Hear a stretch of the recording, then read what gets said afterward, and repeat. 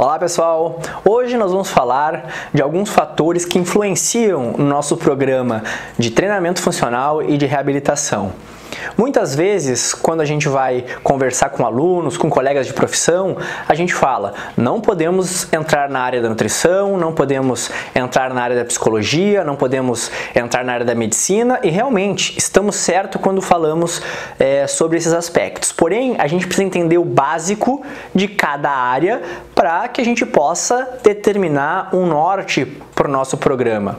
Então, a gente não precisa indicar o que comer, a gente não precisa indicar medicamento e a gente também não precisa fazer uma análise geral comportamental do nosso aluno ou do nosso paciente, mas a gente precisa entender o contexto, que em todo o processo de saúde, incluindo a reabilitação e treinamento, conhecer todos os fatores que podem influenciar no processo do seu treinamento, da sua reabilitação, são fundamentais para que a gente tenha sucesso, independente de qual for o objetivo. É entender o contexto como um todo. A gente não precisa ser especialista, não precisa ter especialização em nutrição, especialização em psicologia, um mestrado em medicina do esporte, mas a gente tem que saber os fundamentos e conceitos para que todo o nosso trabalho seja de excelência.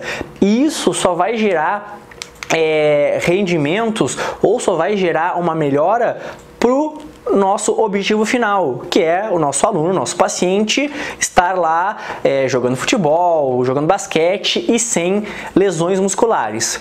Alguns aspectos psicológicos que a gente precisa entender. Eu sei que a gente já falou isso em outros 2 módulos, mas é sempre bom lembrar de tudo que a gente consegue abordar dentro desse nosso programa. Então, novamente, ansiedade, estresse, depressão, o toque, a vigorexia, são fatores que a gente precisa entender, aspectos básicos de cada fator. O que cada fator desses vai influenciar nosso trabalho, nosso treinamento, o que uma pessoa ansiosa pode ter de prejuízo durante o programa de reabilitação e treinamento.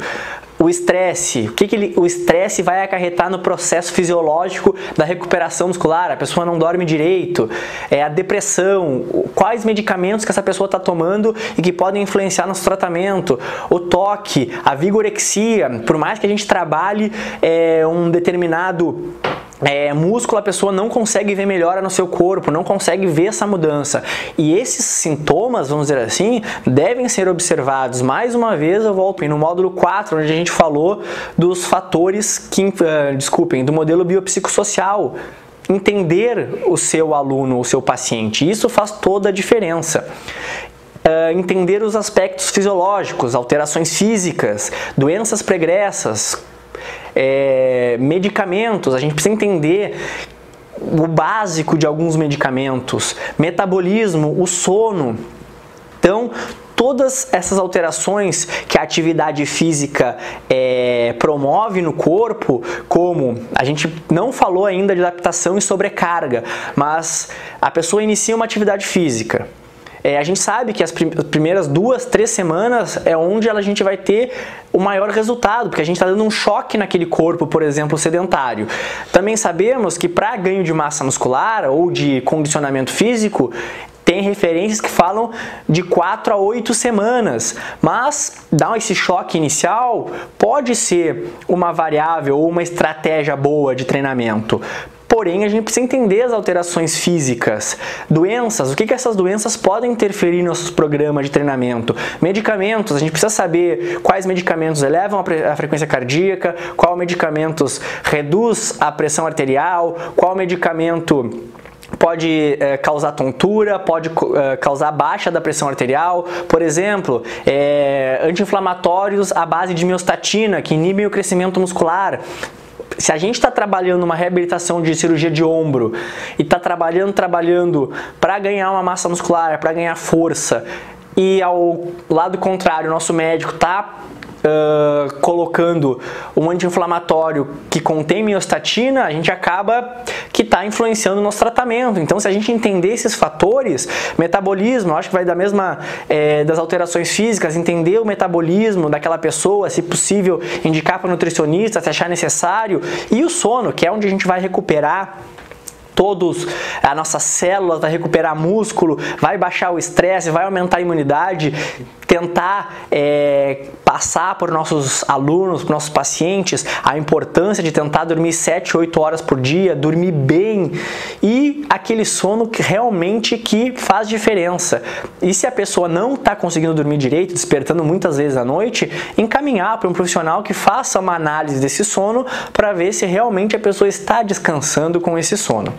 Quando a gente fala de fatores nutricionais, primeira coisa, descobrir os hábitos pregressos e atuais dessa pessoa referente à alimentação. Por exemplo, hidratação, quanto bebe de água, quanto consome de café, frutas, legumes, quais tipos de carne, carboidratos, gorduras, de quanto em quanto tempo come, doces, se possui algum distúrbio alimentar, se tem compulsão por comer, se não come. Então tem tudo isso que a gente precisa já ter esses fundamentos básicos. E principalmente saber o quanto de carboidrato essa pessoa precisa, o quanto de proteína, se ela está comendo doce demais, saber interpretar um exame de glicose, saber os dados de referência para que a gente possa identificar o problema e então encaminhar para uma nutricionista, por exemplo. Mas é importante quando uma pessoa chega para vocês e fala que fuma, bebe álcool 3 vezes por semana, vocês têm que identificar que isso está atrapalhando o tratamento de vocês. A gente sabe o quanto o álcool e o crescimento muscular são inimigos e conseguir provar para essa pessoa, através do seu conhecimento, que nesse período de tratamento, se ela quiser melhorar mais rápido e de uma melhor forma, ela vai precisar abandonar alguns hábitos. E se vocês tiverem a ajuda de um nutricionista de confiança, faz toda a diferença no tratamento.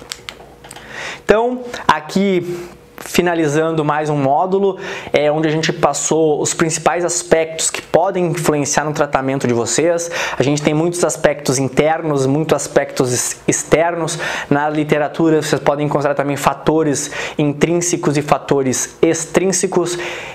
Mais uma vez, o trabalho multidisciplinar com força total dentro do nosso programa, onde a gente precisa ter o conhecimento de várias áreas, mas ter profissionais que a gente confia para poder encaminhar os nossos alunos e os nossos pacientes, para que o resultado final tenha muito mais qualidade e principalmente tenha muito mais resultado. Então, mais uma vez, muito obrigado pela aula de hoje e nos vemos na próxima aula.